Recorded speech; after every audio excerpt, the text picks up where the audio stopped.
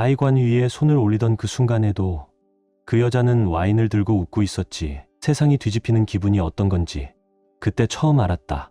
내가 믿었던 사랑, 내가 지켜야 했던 가정, 그 모든 게 한 장의 사진 앞에서 부서졌어. 사람들은 말하더라. 그럴 수도 있지. 시간이 지나면 괜찮아질 거야 라고. 하지만 말이야, 그날 이후 나는 더 이상 예전의 내가 아니야. 나는 이제 웃지 않아. 그 대신 증거를 모았지. 아무도 모르게 조용히. 그리고 지금 말할 시간이야. 아내는 출장이라며 집을 비웠지만 나는 혼자서 아들의 장례식에 서 있었다. 그녀는 제주도의 리조트 수영장에서 어떤 남자와 함께 와인을 마시며 태연하게 웃고 있었다. 그 어떤 메시지도 잊지 않았고 어떤 미안함도 없었다. 수지는 내가 끝까지 조용히 있을 거라고 믿었던 모양이다. 하지만 그녀는 내가 얼마나 조용히 치밀하게 증거를 모아왔는지 전혀 모른다. 5살 아들을 땅에 묻게 될 거라고는 그 누구도 상상하지 않는다. 나 역시 마찬가지였다. 하지만 나는 그날 하늘이의 작고 하얀 관 앞에 서 있었다. 그 아이가 가장 좋아했던 파란 담요가 조심스레 접혀관 속에 함께 들어가 있었다. 하늘이는 그 담요를 덮으면 마음이 편해진다고 말하곤 했다. 편안함. 나는 그 아이가 가장 힘들었을 때조차 그 작은 편안함조차 지켜주지 못했다. 그 사실이 가슴을 짓눌렀다. 장례식장 뒤편 의자에 앉아있는 사람들의 속삭임보다도 더 무겁고 깊게 그들은 하늘이를 애도하고 있는 게 아니었다. 그들의 눈빛은 나를 향했고 그들의 속말은 나와 수진의 결혼 생활을 해부하고 있었다. 나는 그 시선을 등에 고스란히 느끼며 앉아 있었다. 부인은 왜 안 왔대? 아니, 자기 아들 장례식에도 안 오는 사람이 어딨어? 그 말들이 들리지 않아도 다 들리는 것 같았다. 작은 동네에서는 소문이 생명이다. 나는 이제 내 말 없는 태도보다 수진의 눈에 띄는 부재가 훨씬 더 좋은 먹잇감이 될 거라는 걸 알고 있었다. 하지만 그들은 내가 본 것을 모른다. 장례식장으로 들어가기 몇 분 전 낯선 번호로 메시지가 도착했다.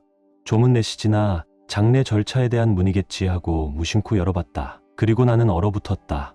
사진은 너무 선명해서 방금 찍힌 것 같았다. 수지는 리조트 수영장 옆 선베드에 누워 있었고 피부는 햇살에 반짝였다.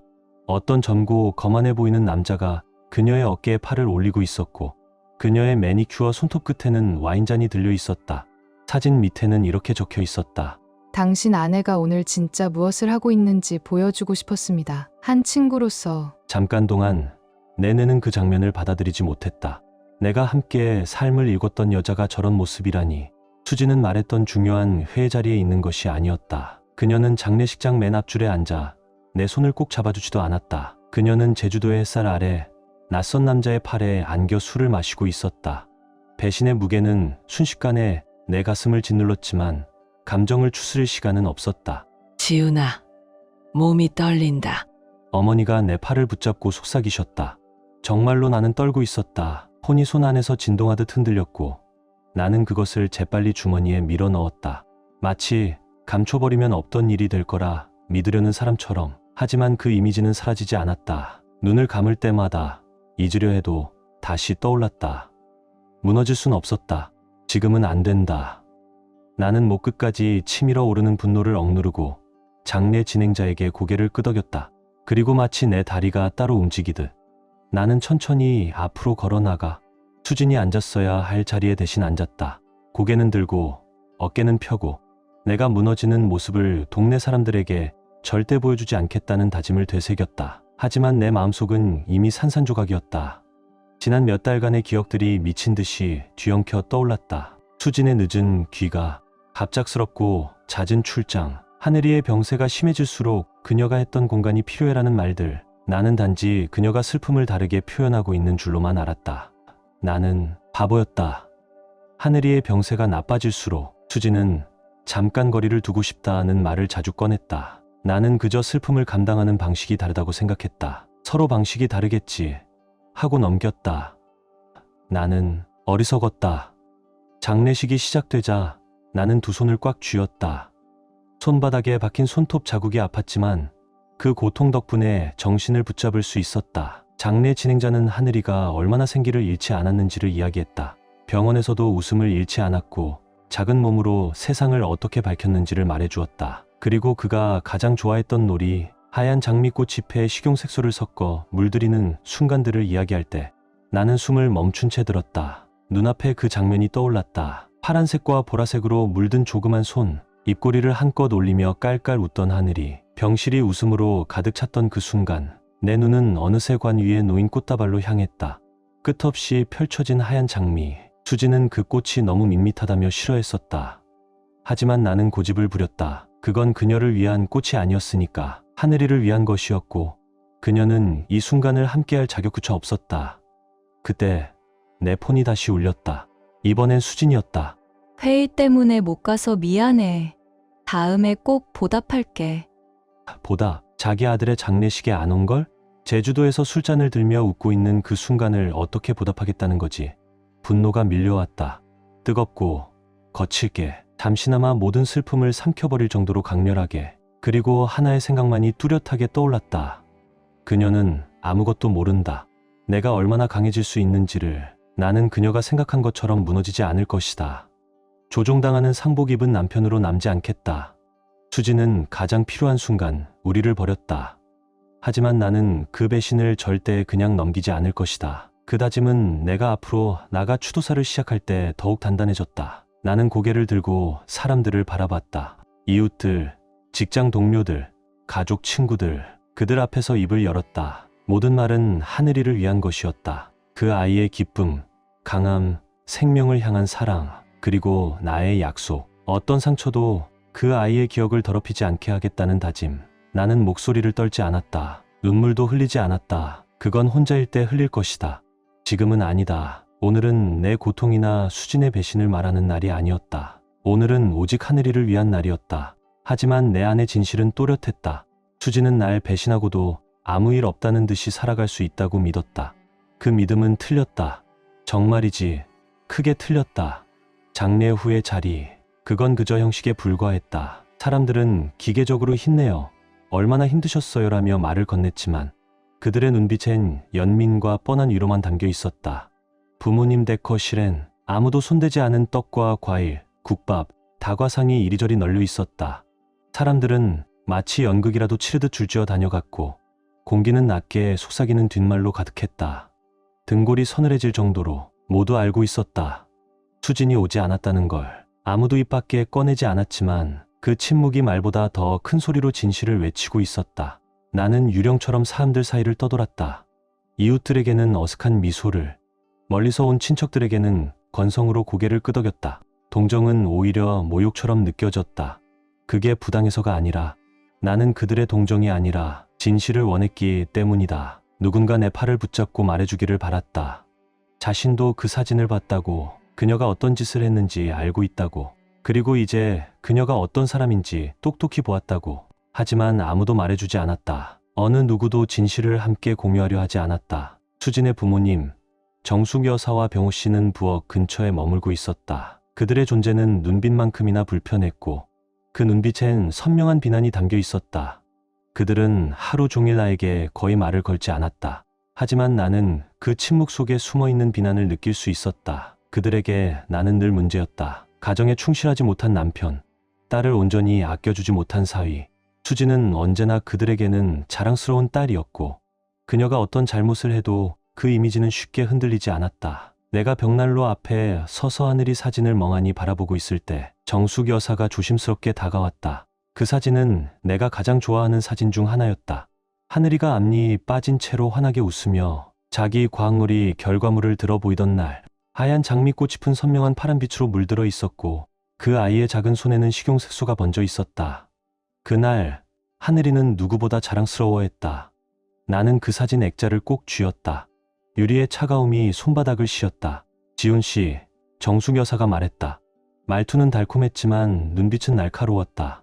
오늘 정말 잘 버텼어요. 수진이가 함께하지 못한 건 안타깝지만 그 아이도 그 나름대로 슬픔을 겪고 있는 거예요. 그만큼 힘들었겠죠. 그 애도 힘들었다고? 내 손에 힘이 들어갔다. 액자 프레임이 미세하게 흔들렸다. 나는 천천히 고개를 돌려 그녀를 바라봤다. 그녀는 걱정스러운 듯한 표정을 지었지만 그 뒤엔 분명한 비난의 그림자가 있었다. 그 말 한마디 한마디가 나를 향한 따귀처럼 들렸다. 화가 치밀었다. 그럴 수도 있겠죠. 나는 차갑게 대답했다.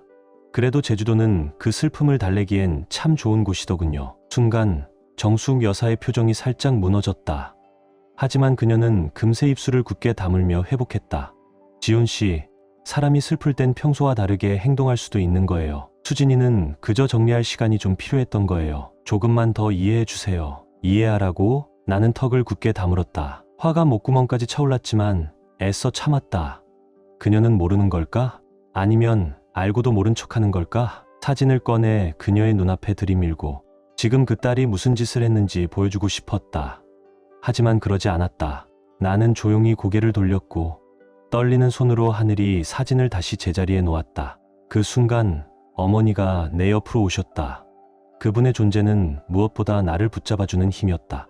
정숙 씨, 어머니의 목소리는 차가웠고 단호했다. 그 한마디가 방 안의 긴장을 뚫고 흘렀다. 그 정도면 충분한 것 같네요. 정숙 여사는 얼굴을 굳히며 더 이상 말을 잇지 못하고 조용히 부엌으로 돌아갔다. 어머니는 내 팔에 손을 얹으며 조용히 말씀하셨다. 너무 신경 쓰지 마라. 저 사람 그냥 책임을 돌리고 싶은 거야. 그 사람도 알고 있어. 수진이가 무슨 짓을 했는지. 그 말은 나를 정통으로 강타했다. 정말 아세요? 나는 거의 속삭이듯 물었다. 자기 딸인데 모를 리가 있니? 어머니는 담담하게 말했다. 그 순간 나는 깨달았다. 이건 단지 수진의 배신만이 아니었다. 이건 그 가족 전체가 함께 저지른 일일지도 모른다. 정숙 여사와 병호 씨는 진작에 알고 있었을 것이다. 하지만 수진을 보호하기 위해 진실을 외면했고 나를 탓하기로 한 거다. 그 생각만으로도 피가 끓어올랐다. 나는 더 이상 이 자리에서 견딜 수 없어. 조용히 아버지 서재로 발걸음을 옮겼다. 잠시라도, 단 한순간이라도 조용해지고 싶었다. 나는 아버지의 오래된 가죽 의자에 깊숙이 몸을 묻었다. 그날 하루의 피로가 마치 눌러앉은 돌덩이처럼 어깨를 짓눌렀다. 머릿속은 조각난 기억들로 소용돌이쳤다. 그 조각 하나하나엔 아직 풀리지 않은 의문이 숨어 있었다. 출장, 늦은 밤의 통화, 그리고 수진이 나뿐 아니라 하늘이에게도 조금씩 멀어지기 시작한 그 모든 순간들. 처음엔 미세했다. 한두 번 진료 예약을 빠뜨렸고 어느 날은 잠자기 전 동화책을 그냥 넘기기도 했다. 하지만 시간이 지나자 그녀는 점점 여기에 없었다. 나는 그저 하늘이 병세로 인한 스트레스일 거라 믿었다. 설마 그 이면에 더 음침한 진실이 있을 거라고는 전혀 상상도 못했다. 나는 폰을 꺼냈다. 그 사진이 그대로 떠 있었다. 제주도의 리조트 수영장에서 어떤 남자의 팔에 안겨워 와인을 마시고 있던 수진. 손가락이 삭제 버튼 위에서 멈췄다. 하지만 누를 수 없었다. 이건 단순한 불륜의 증거가 아니었다. 내가 싸워야 할 상대가 누구인지 그 잔인한 현실의 증표였다. 앞으로 뭘 어떻게 해야 할지는 아직 모르겠지만 단 하나는 분명했다. 그녀를 절대 그냥 보내지 않겠다. 하늘이와 나를 버린 데가 그 무책임한 배신의 값을 끝까지 치르게 만들 것이다. 수진은 자신이 무사히 빠져나갈 수 있을 거라 믿었겠지. 하지만 그녀는 틀렸다. 어두운 서재 조명 아래 내 분노는 더 이상 감정이 아니라 결심이 되어 굳어졌다. 이건 단순한 복수가 아니었다. 정의였다.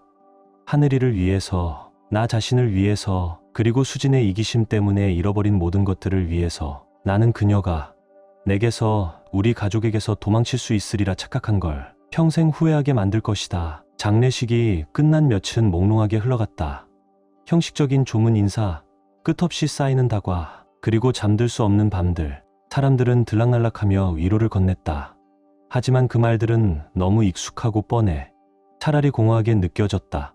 이젠 편안한 곳에 갔어요. 이젠 고통도 없겠죠. 그들의 선의가 담긴 말들이 오히려 내 안을 더 텅 비게 만들었다. 하늘이가 있어야 할 곳은 편안한 곳 따위가 아니었다. 내 품 안에서 만화영화를 보며 웃고 저녁으로 팬케이크 해달라 떼쓰는 그곳이 바로 더 좋은 곳이었다. 슬픔은 내 몸의 두 번째 피부처럼 들러붙었고 그 아래엔 분노가 숨죽이며 끓고 있었다.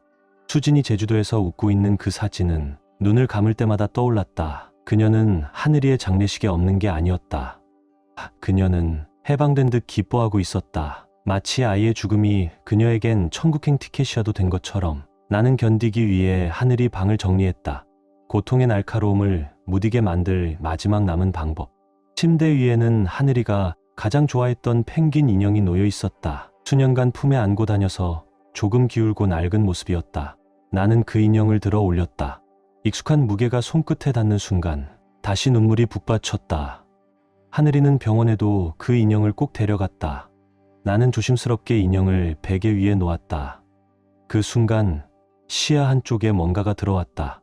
수진 쪽 책상 위 무심하게 흩어져 있는 종이 뭉치. 수진은 평소에 메모와 스케줄표까지 색깔로 정리하는 사람이었다. 이렇게 어질러진 모습은 그녀답지 않았다. 호기심인지 아니면 예감인지 나는 조용히 책상 쪽으로 다가갔다.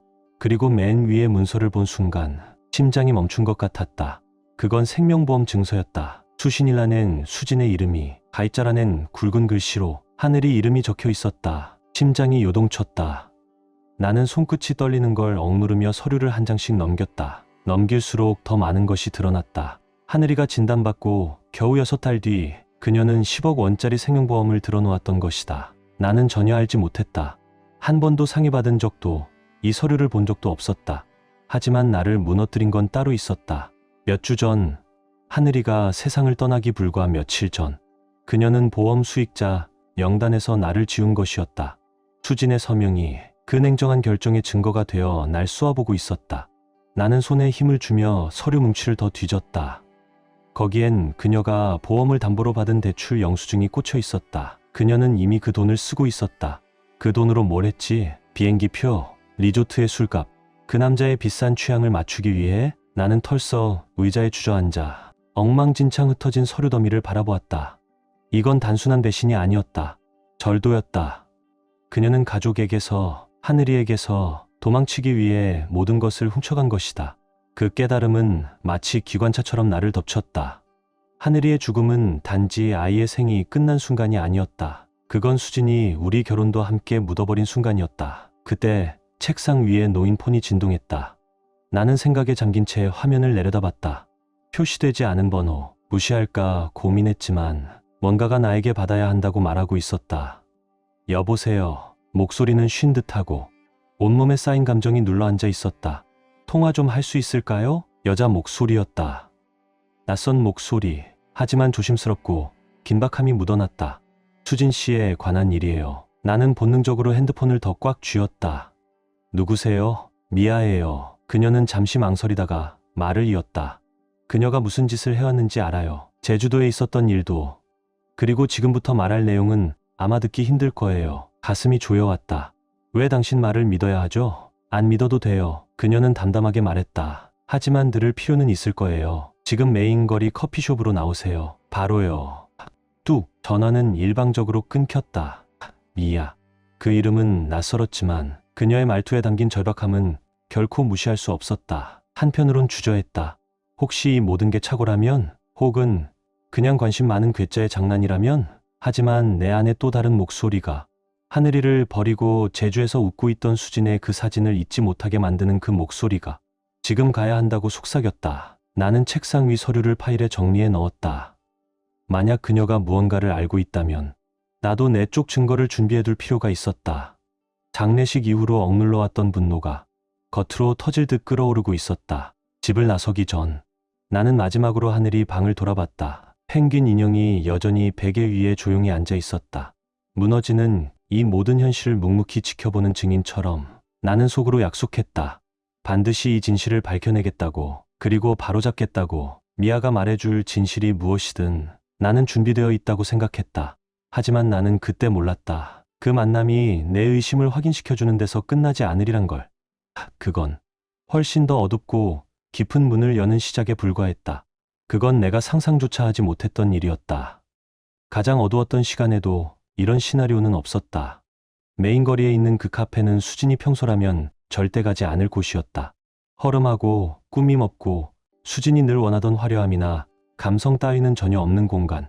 문을 열자 탄 듯한 원두 냄새와 값싼 빵 냄새가 퍼졌다. 그리고 한 번 훑어보는 것만으로도 그녀를 찾을 수 있었다. 창가 구석 테이블에 앉은 여인, 진한 젓갈색 머리를 깔끔하게 묶었고 허리를 곧게 편 채 앉아 있었다. 전혀 예상치 못한 인상이었다.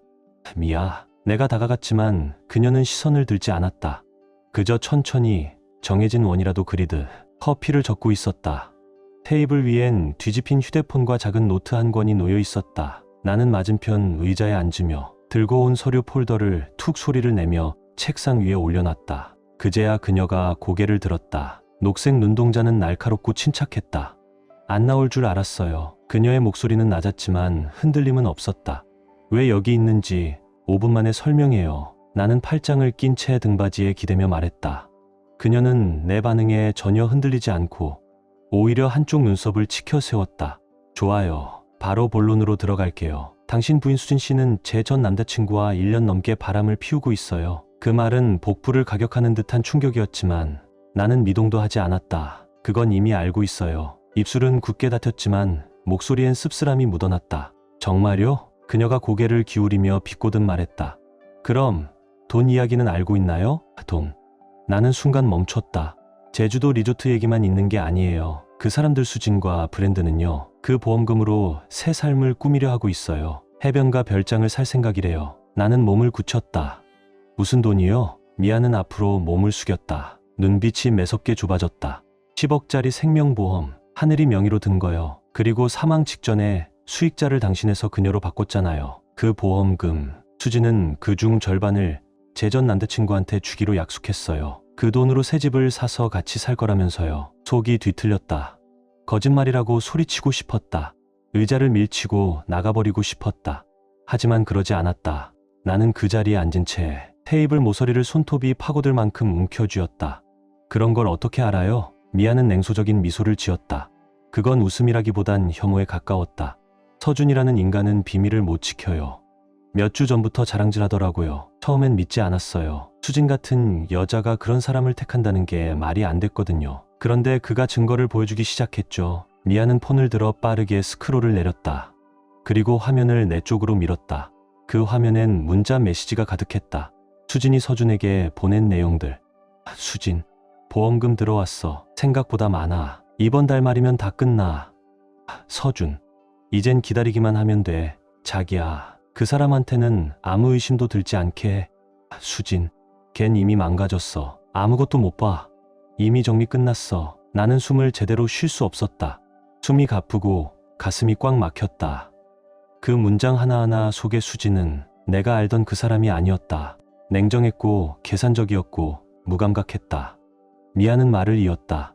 처음엔 그냥 허세라고 생각했어요. 하지만 그 다음이 있었어요. 계좌이체 내역, 항공권 예약서, 그리고 두 사람이 같이 살 집 사진까지. 그녀는 이미 그 돈을 두 사람 공동 명의의 계좌로 보내고 있었어요. 나는 아무 말도 할 수 없었다. 그저 그녀를 멍하니 바라보았다. 세상이 무너지는 소리가. 이젠 더 이상 상상 속소리가 아니었다. 왜 이걸 나한테 말하는 거죠? 그 여자는 우리 둘 다 이용하고 있어요. 미아는 단호하게 말했다. 수지는 서준에게 새로운 삶을 약속했다. 하지만 그 사람이 필요 없어지는 순간 그도 당신처럼 나처럼 버려질 거예요. 난 이미 부서졌어요. 이젠 잃을 게 없어요. 그녀의 말은 공기처럼 가렵지 않았다. 날카롭고 씁쓸했다. 나는 여전히 그녀를 전적으로 믿을 수는 없었다. 하지만 그녀가 내 앞에 펼쳐놓은 증거들은 그 누구도 부정할 수 없는 현실이었다.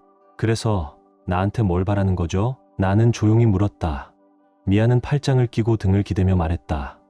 정해, 복수, 뭐라고 부르든 상관없어요. 서준은 그냥 넘어가면 안 되고 수지는 더더욱 그래선 안 되죠. 무너뜨리고 싶어요? 그럼 내가 도와줄게요. 하지만 서둘러야 해요. 나는 그녀의 얼굴을 유심히 살폈다.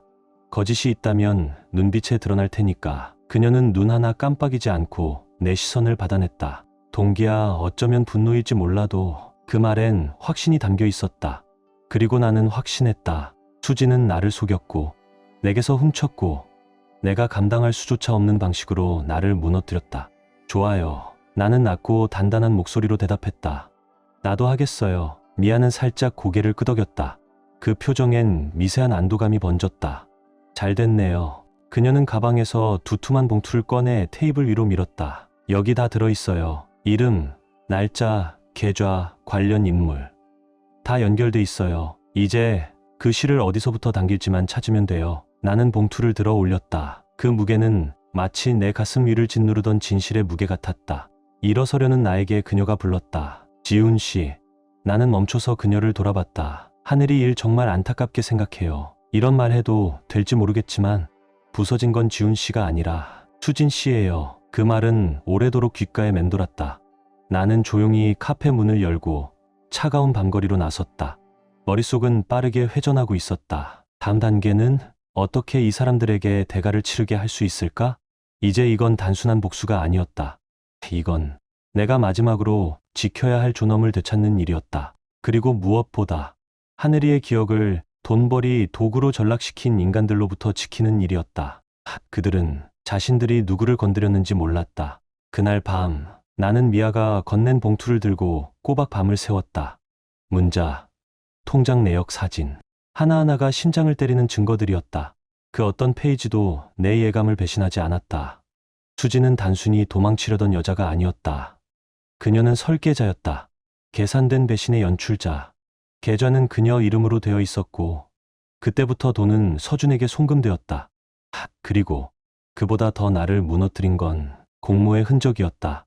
정숙 여사와 병호 씨, 수진의 부모님, 그들의 이름이 이메일 속에서 거짓 명의의 사업체 수표 속에서 반복해서 등장하고 있었다. 나는 진작 눈치챘어야 했다. 정숙 여사와 병호 씨가 수진을 다루던 방식, 마치 그 애는 절대 잘못을 하지 않는 사람인 것처럼 늘 우리 부부 문제는 내 탓이라고 했고 그럴듯한 조언인 척하며 나를 깎아내렸다. 하지만 이제서야 알았다. 그들은 단순히 방관자가 아니었다. 공범이었다. 결정적인 증거는 한 통의 이메일에서 시작됐다. 정숙 여사가 수진에게 보낸 메시지였다. 지훈이는 하늘이한테만 신경 쓰고 있어. 지금 서류만 처리하면 절대 눈치 못 챌 거야. 그리고 수진의 답변. 괜찮아요. 그 사람 이제 너무 무너져서 아무것도 못 봐요. 서류만 처리되면 끝이에요. 서류. 무슨 서류? 심장이 뛰기 시작했다. 나는 서류 더미를 다시 뒤졌다. 그리고 결국 찾았다. 우리 집. 내가 자라고 하늘이가 마지막 날들을 보냈던 그 집이 매매 계약서에 포함되어 있었다. 수지는 내 사인을 위조한 것이었다. 마치 내가 그 매각에 동의한 것처럼 그들은 보험금, 집, 그리고 우리 공동 예금까지 몽땅 빼앗을 계획이었다. 나는 머릿속에서 정숙 여사의 차갑고 단호한 목소리가 맴도는 걸 느꼈다. 그게 수진이를 위한 길이에요. 꽉 억눌러 왔던 분노가 마침내 터져나왔다. 하지만 나는 어디에 터뜨릴 곳도 없었다. 거실을 서성이며 주먹을 쥐고 가쁜 숨을 애써 가다듬었다. 그들은 내 슬픔을 약점으로 삼았다. 내가 정신없을 때 모든 걸 뺏을 수 있다고 믿었다. 하지만 그들은 틀렸다. 아침이 되자 내 머릿속엔 분명한 계획이 그려지고 있었다. 더 많은 증거가 필요했다. 결정적인 무언가, 그리고 어디서 시작해야 할지 나는 알고 있었다. 내 어머니, 언제나 나를 붙잡아준 사람, 며칠 전부터 뭔가 말하고 싶어 하는 눈치였다. 그분만큼이라면 이 모든 조각들을 이어줄 수 있을 것이다. 나는 부엌으로 갔다. 어머니는 따뜻한 차를 마시고 계셨고 내가 들어서자 곧장 눈빛이 날카로워졌다. 무슨 일 있니? 그분이 컵을 내려놓으며 물으셨다. 수진이랑 그 부모님, 우리 집 팔려고 해요. 제 사인을 위조했어요. 어머니의 입술이 얇게 다물어졌다. 얼굴은 굳어 있었고 그 눈엔 무언가를 확신한 빛이 있었다. 내가 그럴 줄 알았지. 어머니가 낮게 말했다.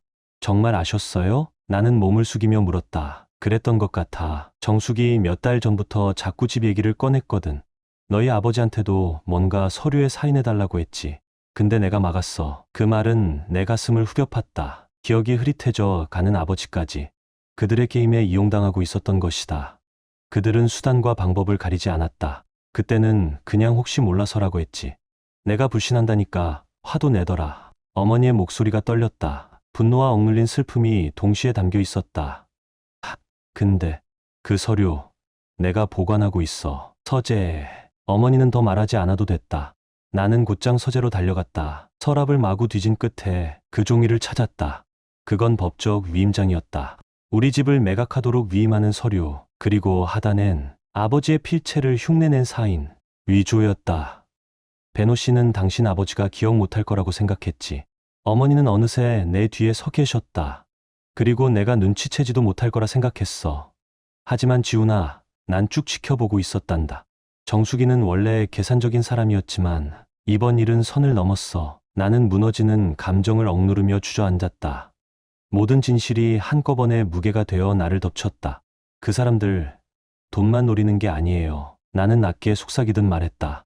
그들은 우리 모든 걸 가져가려고 해요. 하늘이가 사랑했던 것들까지. 어머니는 내 어깨에 손을 얹었다. 그 손은 따뜻했고 단단했다. 그럼 절대로 뺏기지 마라. 끝까지 싸워. 지켜야 해. 그 말은 내 안에서 불씨가 되어 일었다. 이건 더 이상 나만의 싸움이 아니었다. 하늘이의 유산, 그리고 그 아이의 마지막을 지키는 싸움이었다. 수진과 그 가족은 나를 속이고, 이용하고, 완전히 짓밟을 수 있다고 생각했을 것이다. 하지만 그들은 단 하나를 간과했다. 나의 집념, 게임을 하자고? 좋아. 하지만 이번엔 내가 선수를 치겠다. 그들은 내가 부서졌다고 생각했겠지. 하지만 곧 알게 될 거다. 그게 얼마나 큰 착각이었는지를. 그날 하루 종일 나는 모든 증거들을 모으기 시작했다. 미아가 준 자료들, 계좌 내역, 이메일, 위조된 서류들, 모든 퍼즐 조각들이 하나의 거대한 그림으로 이어졌다. 수진과 그녀의 부모는 몇 달 전부터, 아니 어쩌면 하늘이 진단받았을 때부터 이 계획을 세웠을지도 몰랐다. 그들은 치밀했고 계획적이었다. 하지만 완벽하지는 않았다. 그리고 난 그 틈을 놓치지 않을 것이다. 밤이 되자 나는 하늘이 방에 앉아 있었다. 작은 펭귄 인형을 품에 안고 있었다. 아빠가 다 바로잡을게. 나는 어둠 속에 속삭였다. 아빠가 지킬게, 하늘아. 절대 그 사람들 뜻대로 안 되게 할 거야. 내 안의 분노는 어느덧 식었다. 대신 훨씬 더 차가운 결심이 자리 잡았다. 수진과 그 가족은 나를 무너뜨릴 수 있다고 생각했겠지. 그들은 내가 단지 슬픔에 빠진 상복 입은 사람이라고 착각했다. 하지만 내가 어떤 균열을 찾아냈는지 그녀는 전혀 몰랐다. 무시당한다는 건 오히려 이 점이다. 눈에 띄지 않는 자는 반격할 준비를 더 오래 할 수 있으니까. 그리고 나는 깨달았다. 그들이 어디까지 갔는지를 보면서 먼저 움직여야 한다는 걸. 그곳이 핵심이었다. 그 집은 단지 건물이 아니었다. 우리 가족의 영혼이 담긴 공간이었다. 아버지가 한 손으로 못을 박고 나무를 옮겨 지은 집. 내가 자라난 곳이자 하늘이가 첫걸음을 뗀 마루. 밤마다 앓는 아이를 안고 버틴 수많은 새벽이 담긴 곳. 그 집은 성욕이었다. 그런데 수지는 그걸 팔아 자신의 도망 자금을 만들려고 했다. 아침이 되자 나는 전화를 걸었다. 고등학교 시절 토론부에서 함께 활동했고 지금은 유능한 변호사가 된 친구 민호. 그는 내게 신세를 진 적이 있었고 이제 그 빚을 돌려받을 차례였다. 지훈아. 민호의 목소리는 무거웠다. 이건 간단한 일이 아니다. 서명을 위조당한 게 사실이면 집 매각은 싸울 수 있어. 하지만 내 말만으론 부족해. 우린 증거가 필요해. 증언, 서류, 반복된 사기 정황까지 모두 준비해야 돼. 나는 고개를 끄덕였다. 이미 준비되어 있었다. 지금부터는 내가 이 전쟁을 주도할 차례다. 증거는 충분해요. 나는 대답했다. 미아가 넘겨준 파일, 어머니가 막아낸 위조 서류들, 머릿속에서 빠르게 정리가 되기 시작했다. 하지만 이제부터가 중요해요. 더 이상 진행되기 전에 막아야 해요. 전화기 너머로 민호가 길게 한숨을 쉬었다. 빨리 움직여야 해. 만약 매각이 최종 승인되면 그걸 되돌리는 건 거의 불가능해. 내가 법원 시스템 쪽에 아는 사람들 통해 확인해 볼게. 그 사이 너는 모든 증거를 확보해. 작은 것도 놓치지 말고. 나는 고맙다고 말한 뒤 전화를 끊었다.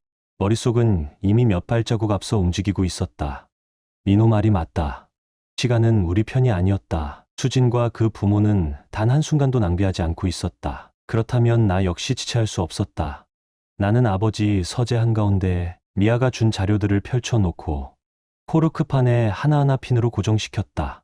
마치 사건을 수사하는 형사처럼 계좌이체 내역, 이메일, 사진들 그 하나하나가 범죄의 윤곽을 뚜렷하게 보여주고 있었다. 하지만 그걸로는 부족했다. 더 많은 진술과 정황이 필요했다.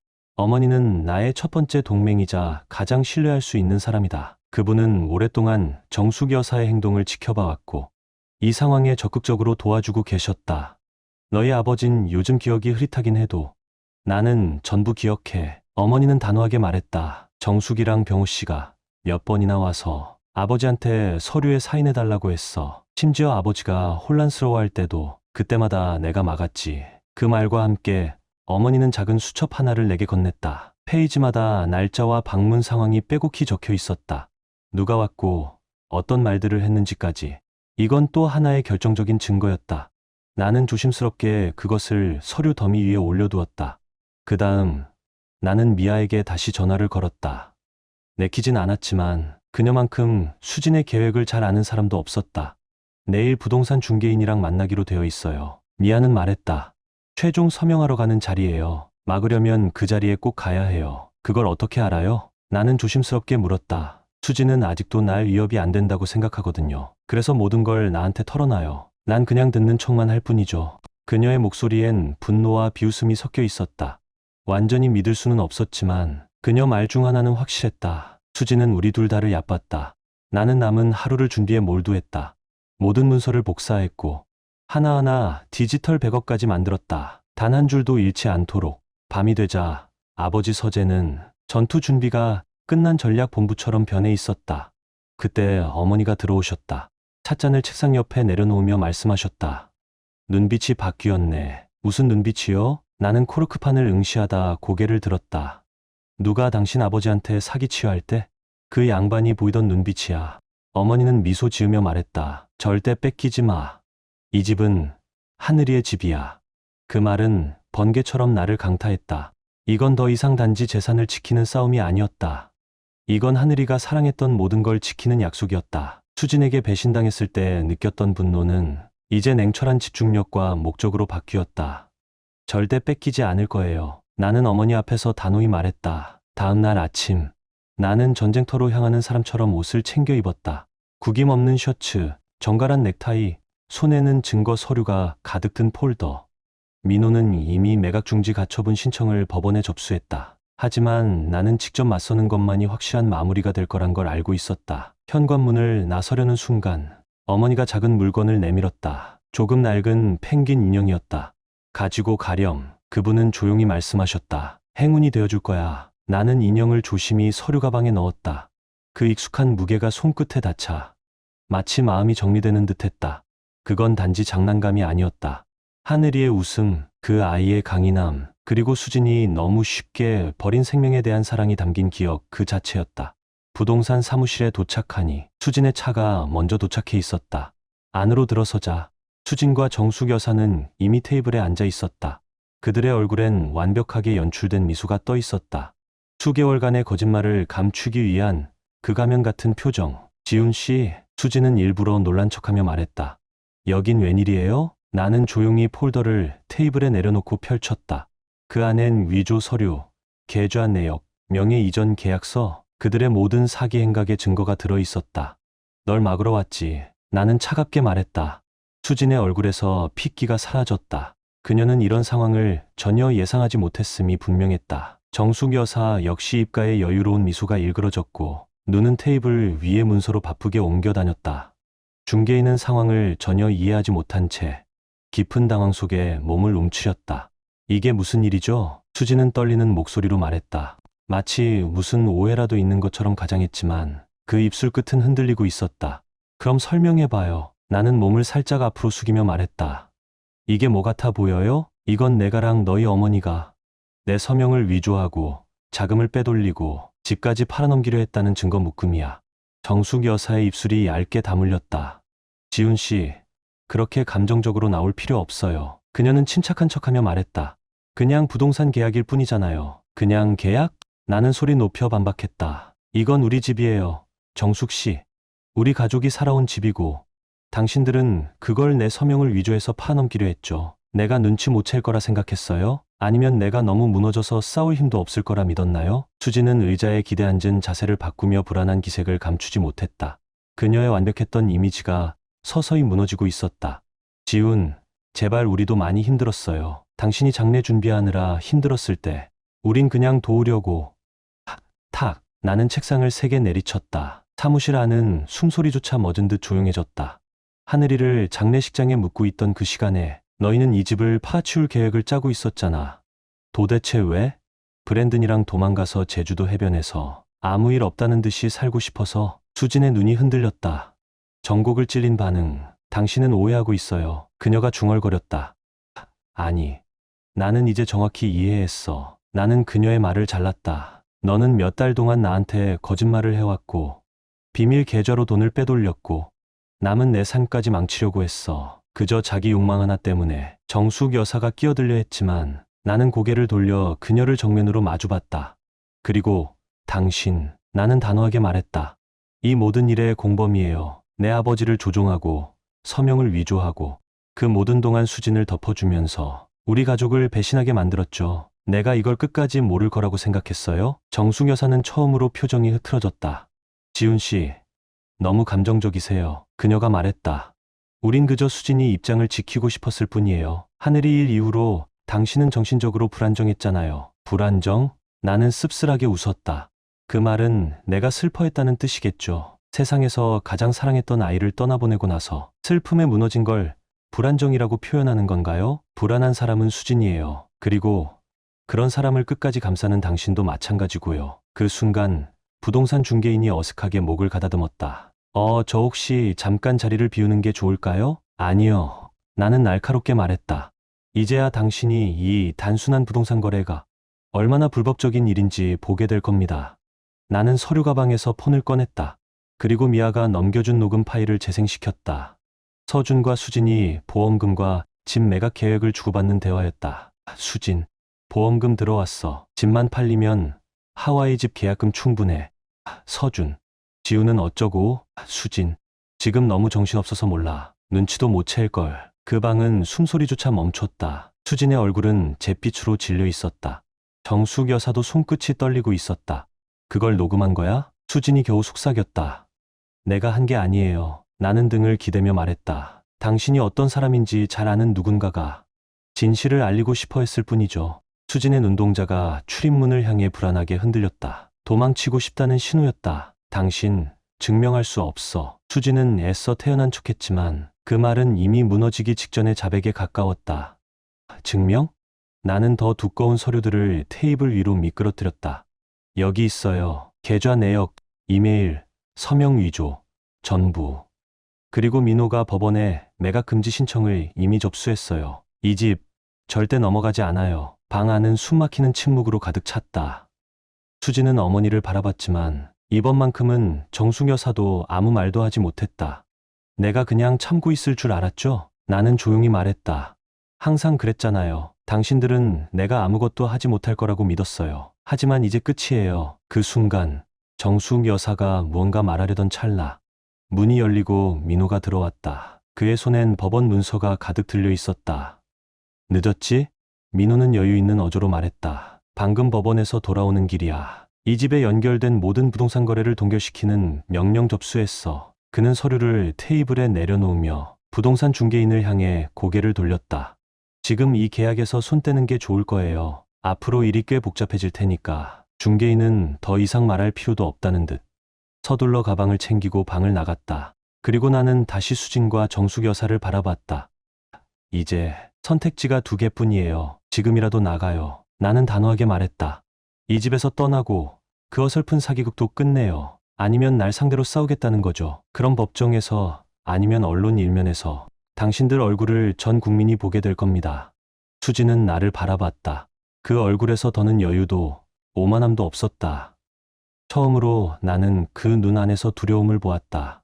하지만 정숙 여사는 아직도 현실을 받아들이지 못한 듯 이를 악물고 말했다. 허세 그만둬요. 증거는 있어도 이긴다는 보장은 없잖아.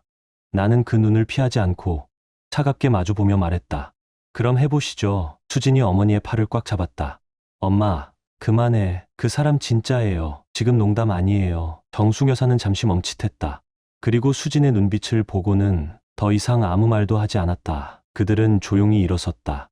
그토록 당당하던 걸음걸이는 이제 불안에 흔들리는 발걸음이 되었다. 문이 닫히는 순간 나는 지금껏 참아왔던 숨을 길게 내쉬었다. 민호가 내 어깨를 툭 치며 말했다. 잘했다. 지훈아. 하지만 나는 웃지 않았다. 이건 단지 한판 승부일 뿐이었다. 전쟁은 아직 끝나지 않았다. 그날 이후 모든 것이 빠르게 움직였다. 수진과 정숙 여사가 부동산 사무실을 나간 그 순간부터 그들의 오만함은 산산이 부서졌다. 하지만 내가 막아낸 건 집 매각뿐이었다. 그들이 파괴하려 했던 건 훨씬 더 넓고 깊었다. 민호는 주저없이 움직였다. 공동 자산과 예금을 모두 동결시키기 위한 법적 절차에 들어갔다. 이건 단순히 집을 지키는 문제가 아니야. 그는 내게 말했다. 수진과 그 가족은 내 전 재산을 조금씩 말라 죽게 하려던 거야. 그걸 막으려면 지금이 마지막 기회야. 나는 고개를 끄덕였다. 그 말의 무게가 가슴 깊이 스며들었다. 그럼 다음 수는 모두를 드러내는 거야. 민호의 대답은 단호했다. 수진, 정숙, 병호 씨까지. 이 모든 일에 관여된 사람들 전부. 사문서 위조, 재산 횡령, 보험 사기, 걸 수 있는 모든 죄목을 걸어야 해. 그 말은 무서운 현실이었지만 이제는 피할 수 없는 일이었다. 이건 더 이상 나만의 문제가 아니었다. 하늘이를 기억하는 사람으로서 그에 남겨진 것을 지키는 내 몫이었다. 그날 이후 우리는 매일같이 증거를 모았다. 이메일, 계좌 이체 내역, 대화 기록, 어떤 반론도 불가능한 수준까지 케이스를 완성해갔다. 미아는 상상 이상으로 결정적인 역할을 했다.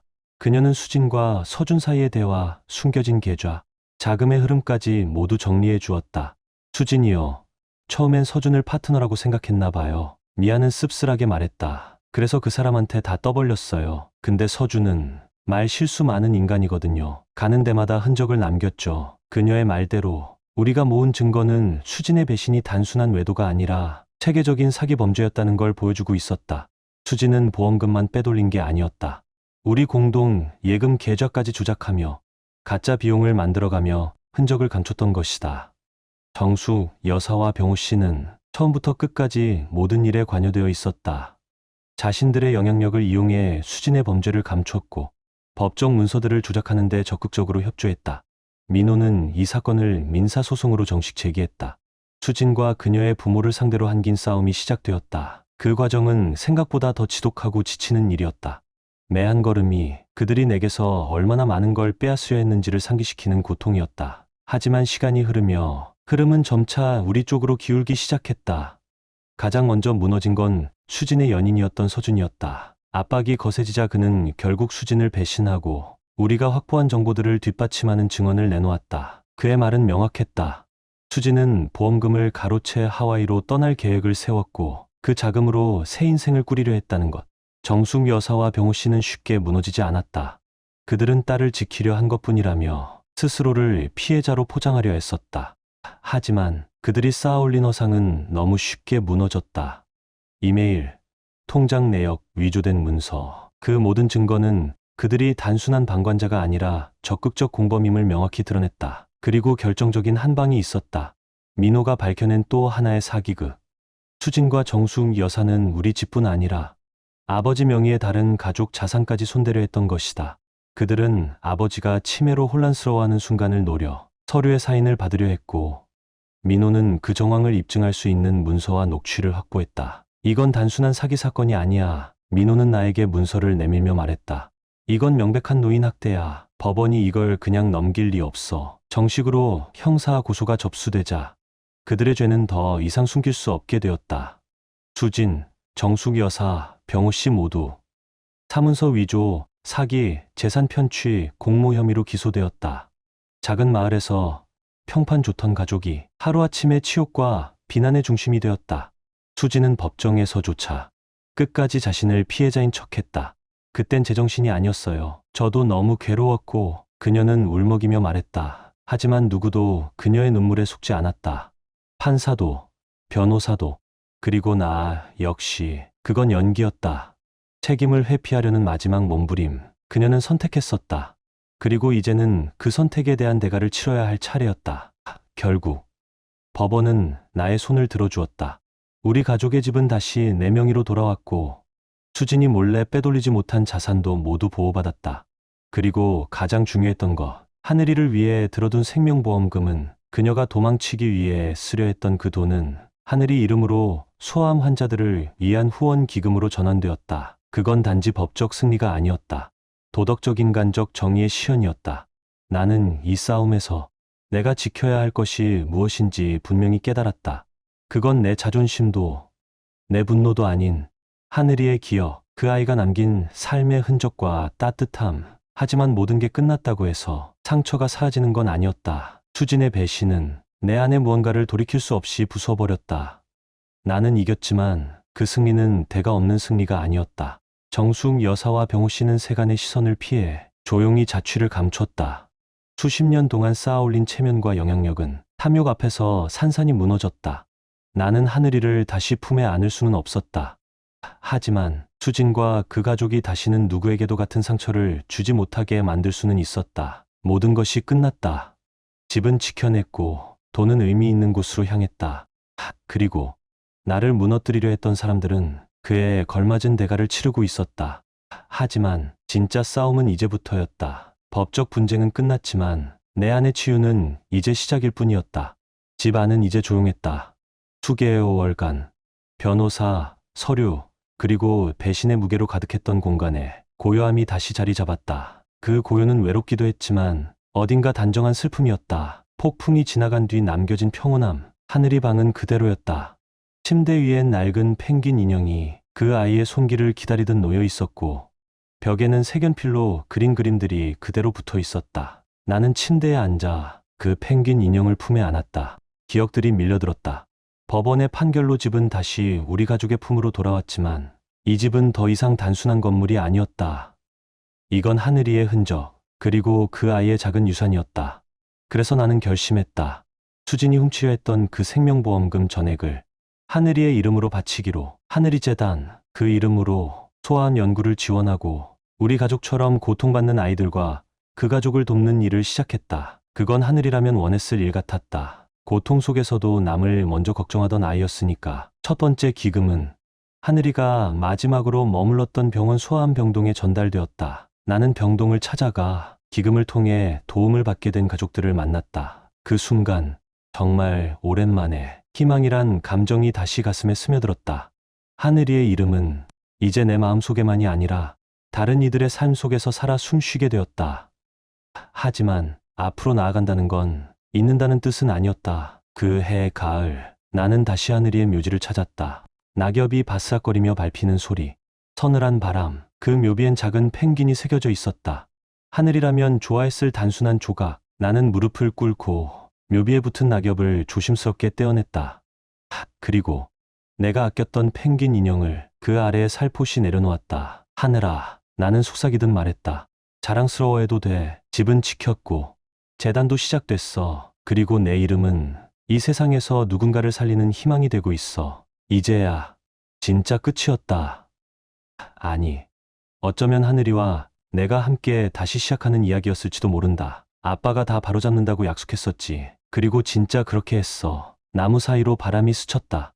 그 순간 마치 하늘이가 이곳 어딘가에 있는 것 같았다. 그 아이의 숨결이 이 세상의 공기와 나무숲, 빛 속에 스며든 듯한 느낌. 할머니가 다 이겨냈어. 나는 작게 웃으며 속삭였다. 너 말대로 정말 똑똑하시더라. 역시 넌 안목이 있었어. 그때 아버지가 다가오셨다. 걸음은 느렸지만 눈빛만큼은 단단하고 맑았다. 기억은 예전 같지 않지만 오늘만큼은 또렷했다. 이제 수진이도 놓을 수 있겠구나. 아버지의 목소리는 조용하고 깊었다. 그랬으면 좋겠어요. 나는 대답하며 목이 메었다. 아버지는 묘비 앞에 놓인 펭귄 인형을 조심스레 만지셨다. 그 부드러운 감촉 속에서 무언가를 떠올리신 듯 한동안 말이 없으셨다. 하늘이가 죽기 전에 나한테 한 말이 있었어. 그분은 천천히 말씀하셨다. 할아버지, 아빠 걱정하지 마세요. 아빠는 사람들이 생각하는 것보다 훨씬 강하니까요. 나는 말없이 울컥했다. 시야가 흐릿해지고 숨이 막혔다. 정말 그렇게 말했어요? 아버지는 고개를 끄덕였다. 입가엔 흐릿한 미소가 떠올랐다. 응. 그리고 말이야. 그 말 맞더라. 우리는 말없이 묘비 앞에 함께 섰다. 슬픔과 사랑이 한데 뒤섞인 시간. 그때 한 마리 모나큰 나비가 하늘이의 묘비 위에 조용히 내려앉았다. 햇빛에 닿은 날개는 마치 스테인드 글라스처럼 빛났다. 아버지가 조심스럽게 손을 뻗으려 하자 나는 살며시 그 손을 붙잡았다. 그냥 두세요. 나는 아주 부드럽게 말했다. 나비는 가볍게 날개를 퍼덕이며 하늘로 날아올랐다. 나선처럼 돌며 가볍게 자유롭게. 나는 그 나비가 사라질 때까지 고개를 들고 바라보았다. 그 순간 처음으로 깨달았다. 진짜 강함은 복수나 승리에 있지 않았다. 진짜 강함은 놓아주는 데 있었다. 나는 아버지의 어깨에 팔을 올리고 함께 천천히 주차장 쪽으로 걸어갔다. 팬케이크 어때요? 나는 웃음 섞인 목소리로 물었다. 아버지의 얼굴에 오랜만에 생기가 돌았다. 좋지. 하늘이도 팬케이크 좋아했잖아. 그랬죠. 나는 고개를 끄덕였다. 가슴 깊은 곳에서 따뜻함이 피어올랐다. 돌아가는 길, 나는 마지막으로 뒤를 돌아보았다. 묘비 앞에 놓인 펭귄 인형은 조용히 자리를 지키고 있었다. 그건 단지 장난감이 아니라 우리가 지켜낸 모든 것의 상징이었다. 나비는 내게 알려줬다. 우리는 아픔을 잊는 것이 아니라 그 아픔 속에서 사랑을 기억하는 법을 배워야 한다는 걸. 그리고 나는 아버지와 함께 집으로 향했다. 과거의 무게는 천천히 가벼워졌다. 하늘이는 더 이상 곁에 없었지만 그 아이의 영혼은 지금도 나의 발걸음을 비추고 있었다. 그건 승리가 아니었다. 그건 생존이었고 그것만으로도 충분한 삶이었다. 끝까지 함께 주셔서 감사합니다. 사랑도 배신도 복수도 모두 지나간 뒤 남는 건 결국 지켜낸 기억과 약속이었어요. 이 이야기가 여러분 마음속 어떤 울림이 되었길 바랍니다. 구독과 좋아요는 큰 힘이 됩니다. 다음 이야기에서도 또 함께 해주세요. 우린 아직 끝이 아닙니다.